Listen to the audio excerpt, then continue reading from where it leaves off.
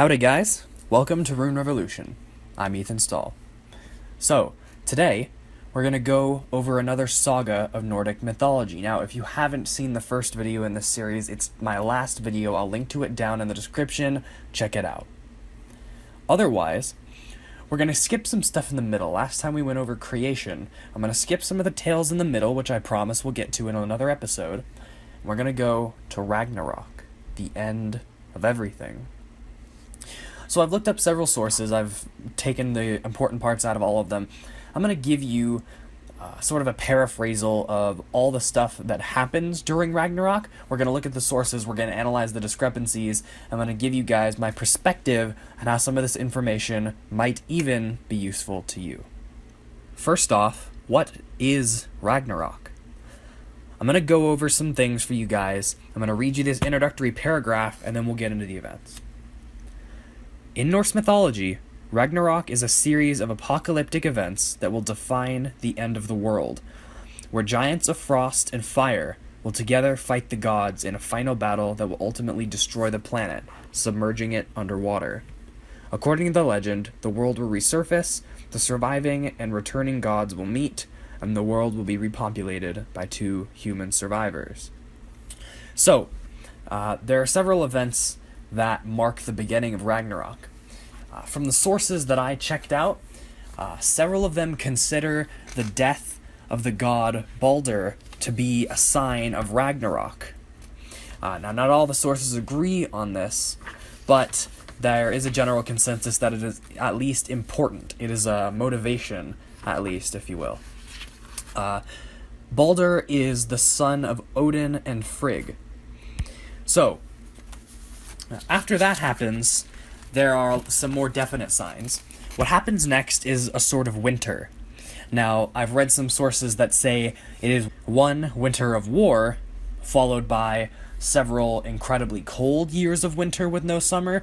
I've heard that there is it's all one together event, and I've heard that it's anywhere from 3 years to 1 year, but the general consensus is that there's an extremely cold and harsh period of time, generally referred to as Fimbulwinter.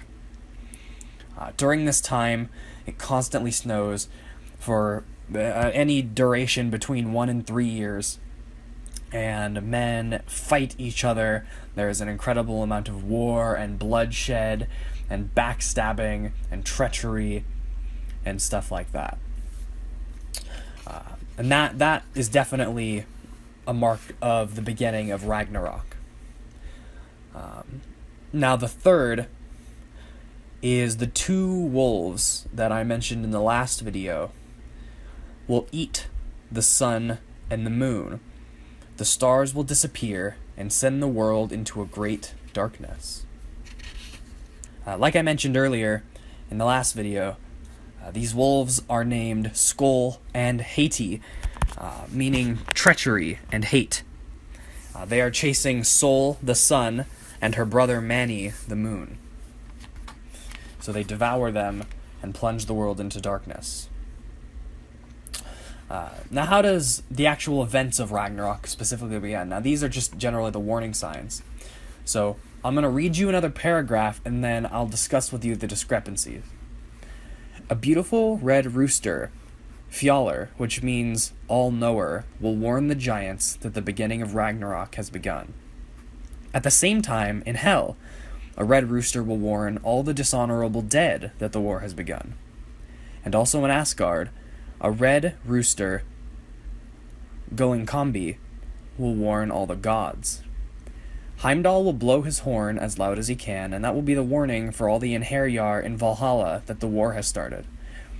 This will be the battle to end all battles, and this will be the day that all the Vikings from Valhalla and Folkvanger who had died honorably in battle to pick up their swords and armor and to fight side by side with the Aesir against the giants. Now, what is agreed upon for certain is that there is a big battle and that some amount of red roosters will be the signaling. The amount of red roosters and who they signal, though, is a bit ambiguous. I have read that there is one red rooster for the giants and for the gods. There's always one for the gods, but the ones for the dead and the giants are variable. The other part that's a bit unclear is Heimdall's effect in all of this.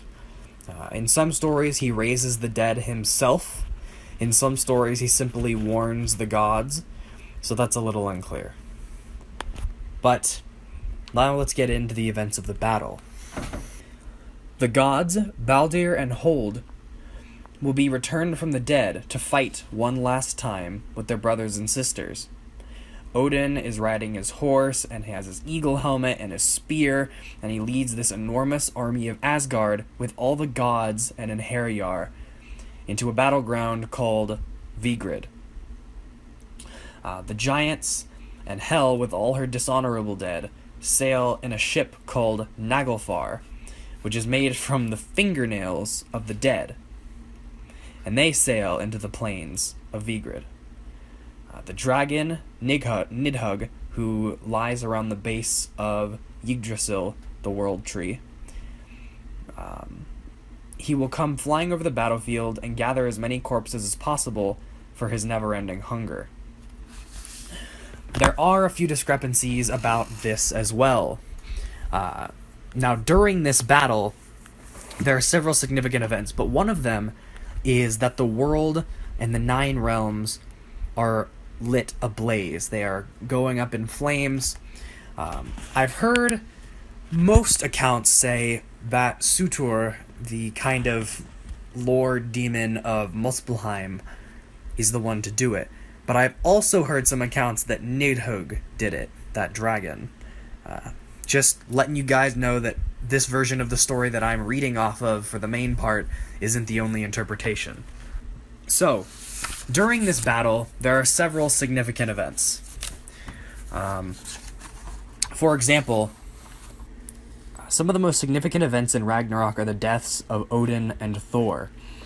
Odin will die in battle with the Fenrir wolf. Now, wolves are incredibly important in Nordic mythology because of what they symbolize. Wolves eat the sun and the moon. A wolf kills Tyr, not really a wolf, but the guard dog of Hel. And a wolf kills Odin. Now, Thor dies fighting the Midgard serpent, Jormungandr. And he kills the serpent in one blow with Mjolnir, but he dies due to poisoning from his wounds. Now, in this account, Surtur sets the 9 worlds on fire, and everything sinks into the boiling sea. Now, the gods have known since the beginning of time that there's nothing they can do to stop Ragnarok, but they do know that they have hope. That the world will rise again. Now, after the world sinks into the sea, when most of the gods had perished in the mutual destruction with the giants, it is predetermined that a new world will rise up from the water, beautiful and green. Before the battle at Ragnarok, 2 people, Lif, a woman, and Liftraiser, a man, will find shelter in the sacred tree Yggdrasil. And when the battle is over, they will come out and repopulate the earth. Now, several of the gods will survive, and among them are Odin's sons Vidar and Vali, and his brother Honir. Thor's sons, Modi and Magni, will inherit their father's hammer Mjolnir. The few gods who survive will go to the plains of Edaval, which has remained untouched. And here they will build new houses. The greatest of houses will be Gimli, and it will have a roof of gold. There's also a new place called Brimir, at a place called Okelnir, or Never Cold. It is in the mountains of Nidafal. Sorry, I had a bit of trouble pronouncing that.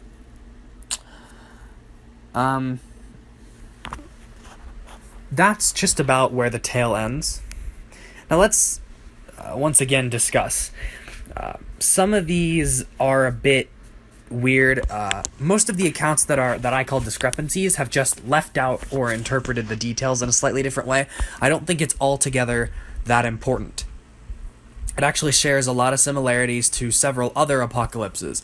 It shares a lot of similarities in events with the Christian apocalypse. However, in the Christian apocalypse, humans are being punished. And in the Nordic apocalypse, the humans simply are destroyed as a product of the Aesir, the gods, battling with the giants. So, why is any of this important? Well, for one thing, you're certain to have a lot of motivation if you believe that your goal is to become part of the force that gets to fight with the gods at the end of the universe. It's an interesting belief system. Belief systems are often what carry people through the day. Now look, I said once before that I am spiritual. I am. I'm not specifically religious to any one belief system, though. Point being, I've seen too many people be positively affected by their religious beliefs to just dismiss it as something that doesn't matter. I've seen people do incredible things in the name of their god or goddess or force. Because of these experiences, whether you believe that it's just them, what they're telling themselves, or any of that, it does go to show that what you believe matters a lot. Now, if you believe that you're just going to happen to be successful and you're going to happen upon success, that's just simply not true. If you believe the world's out to get you, the human mind is an incredible tool, and you'll find evidence to prove that. Humans are incredible at finding correlations. So if you believe that you're working towards some divine purpose and that you need to get what you need to get done to make whatever you need to have happen for your God, then you'll get it done most of the time. Now, belief can also be turned astray. Beliefs are a tool. They can be used for good or for evil.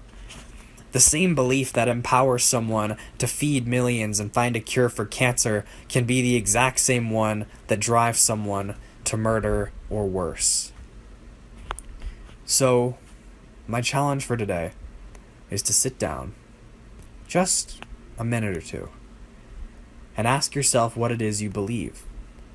Now, that's a bit of a vague question, I'm aware, but ask yourself what you believe in terms of life, why we're here, death, maybe the context in which death happens, and if you want to go so far as to what happens after it, that's okay. And what do those beliefs drive you to do? What decisions in your life might be affected by those? I know it's kind of a big question to ask, and some of you may be made uncomfortable by asking them, but you don't deal with something by pushing it away and ignoring it. You face it head on. Thank you guys so much for listening and watching the video. I really appreciate it. I look forward to growing and evolving with each and every single one of you. This has been Rune Revolution. I'm Ethan Stahl, signing off.